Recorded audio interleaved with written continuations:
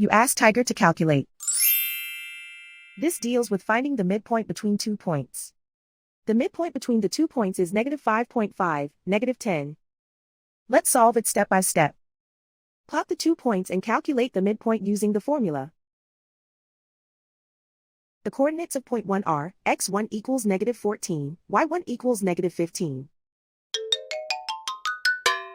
The coordinates of point 2 are, x2 equals 3, y2 equals -5. PM represents the midpoint of the 2 points.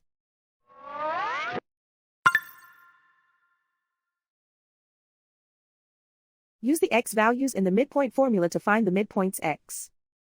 x1 equals -14. x2 equals 3.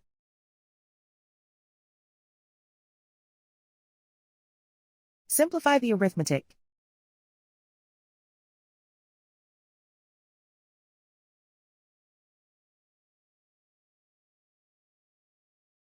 Use the y values in the midpoint formula to find the midpoints y. y1 equals -15. y2 equals -5. Simplify the arithmetic.